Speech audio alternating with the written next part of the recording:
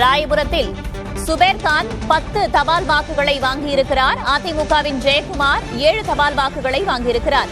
தியாகராய நகரை பொறுத்தவரையில் என் ஆனந்த் 206 தபால் வாக்குகளை வாங்கியிருக்கிறார். ராஜா அன்பழகன் 156 தபால் வாக்குகளை பெற்றிருக்கிறார்.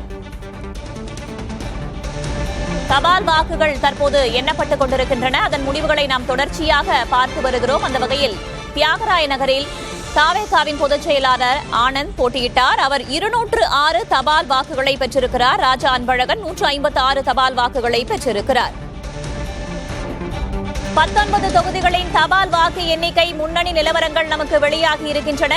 திமுக கூட்டணி 11 தொகுதிகளில் முன்னிலை பெற்றிருக்கிறது. இது தொடர்பான நேரலையை நாம் இணைந்திருக்கும் அதே நேரத்தில் மதுரை திருப்பரங்குன்றம் தொகுதியில் தபால் வாக்குகளை எண்ணும் பணி தற்போது தற்காலிகமாக நிறுத்தி வைக்கப்பட்டிருக்கிறது. வாக்கு எண்ணிக்கையில் குளறுபடி என்று மாவட்ட ஆட்சியரிடம் முகவர்கள் வாக்குவாதத்தில் தற்போது ஈடுபட்டு வருகிறார்கள். ஒருபுறம் தமிழகம் முழுவதும் தபால் வாக்கு எண்ணிக்கை தொடங்கி நடைபெற்று வரும் நிலையில் மதுரை திருப்பரங்குன்றம் தொகுதியில் தபால் வாக்குகளை எண்ணும் பணி தற்காலிகமாக நிறுத்தப்பட்டிருக்கிறது. முன்னதாக கொஞ்ச நேரத்திற்கு முன்னதாகவே அவர்கள் வாக்கு எண்ணிக்கையை ஆரம்பித்ததாக ஏற்கனவே வாக்குவாதம் ஏற்பட்ட நிலையில் தற்போது வாக்கு எண்ணிக்கையில் குளறுபடி என்று முகவர்கள் மாவட்ட ஆட்சியரிடம் வாக்குவாதத்தில் ஈடுபட்டு வருகிறார்கள். மதுரை திருப்பரங்குன்றம் தொகுதியில் தபால் வாக்குகளை எண்ணும் பணி தற்காலிகமாக நிறுத்தப்பட்டுள்ளது.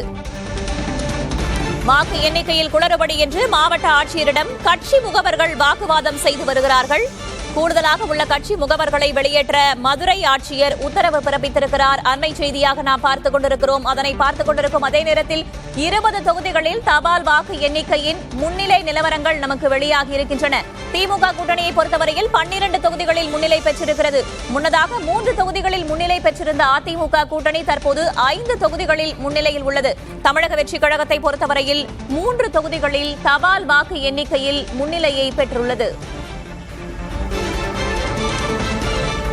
ஒட்டுமொத்தமாக உள்ள 234 தொகுதிகளில் நமக்கு தற்போது வரையில் 20 தொகுதிகளின் தபால் வாக்கு எண்ணிக்கையின் முன்னிலை நிலவரம் தெரிய வந்திருக்கிறது.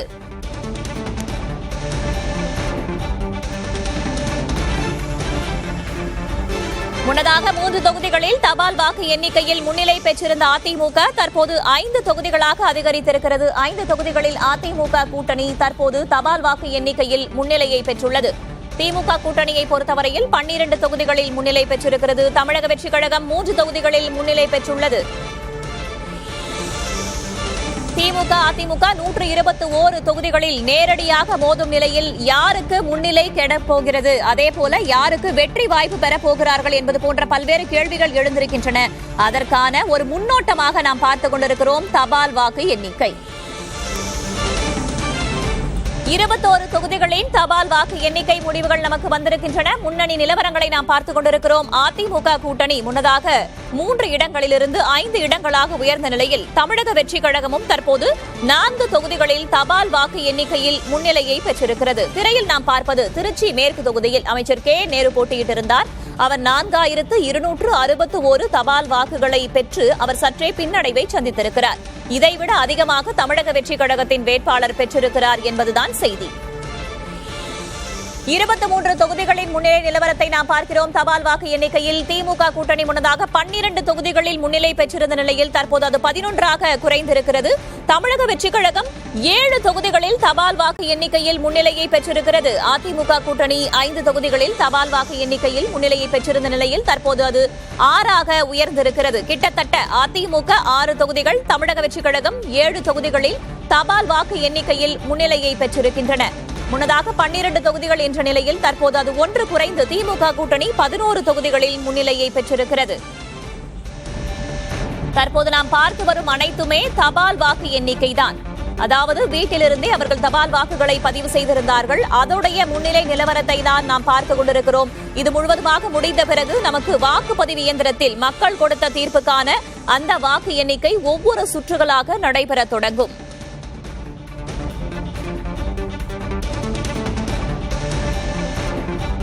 மீண்டும் அதிமுக தற்போது 7 தொகுதிகளை தொட்டிருக்கிறது. முன்னதாக 3 என்று இருந்த நிலையில் அதிமுக 3 தொகுதிகள், தாவேகா 3 தொகுதிகள் என்று இருந்த நிலையில் தற்போது அதிமுக 7 தொகுதிகளில் முன்னிலை பெற்றிருக்கிறது. தபால் வாக்கு எண்ணிக்கையை பொறுத்தமட்டில் தாவேகாவும் 7 தொகுதிகளில் தபால் வாக்கு எண்ணிக்கையில் முன்னிலையை பெற்றிருக்கிறது.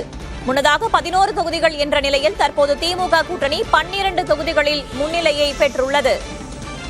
தமிழக வெற்றிக் கழகம் தற்போது 8 தொகுதிகளில் முன்னிலை பெற்றிருக்கிறது. பார்க்கிறோம், தபால் வாக்கு எண்ணிக்கையை பொறுத்தமட்டில் முடிவுகள், அதாவது முன்னணி நிலவரங்கள் மாறிக்கொண்டே இருக்கின்றன. தமிழக வெற்றிக் கழகம் 8 தொகுதிகளில் தபால் வாக்கு எண்ணிக்கையை பொறுத்தமட்டில் முன்னிலை பெற்றிருக்கிறது.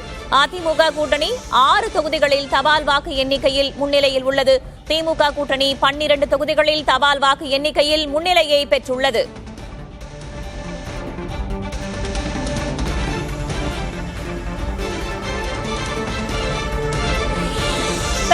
நாம் பார்க்கிறோம், நட்சத்திர தொகுதியாக கருதப்படுகிறது. ஏனென்றால் தமிழக வெற்றிக் கழகத்தின் தலைவர் விஜய் அந்த தொகுதியில் போட்டியிடுகிறார். தற்போது அவர் முன்னிலை பெற்றிருக்கிறார்.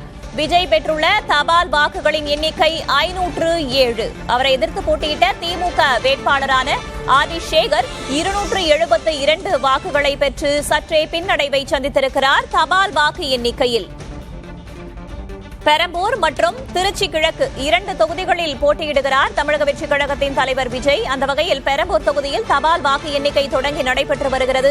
அதற்கான முன்னிலை நிலவரத்தை நாம் பார்க்கிறோம். தற்போது வரையில் தவேக தலைவர் விஜய் பெற்றிருக்கக்கூடிய தபால் வாக்குகளின் எண்ணிக்கை 507.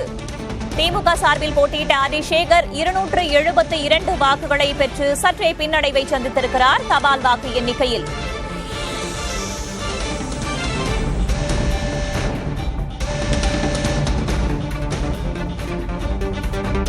காட்பாடி தொகுதியை பொறுத்தவரையில் அமைச்சர் துரைமுருகன் போட்டியிட்டிருந்தார். அவரை எதிர்த்து போட்டியிட்ட அதிமுக வேட்பாளர் ராமு 328 தபால் வாக்குகளை பெற்றிருக்கிறார்.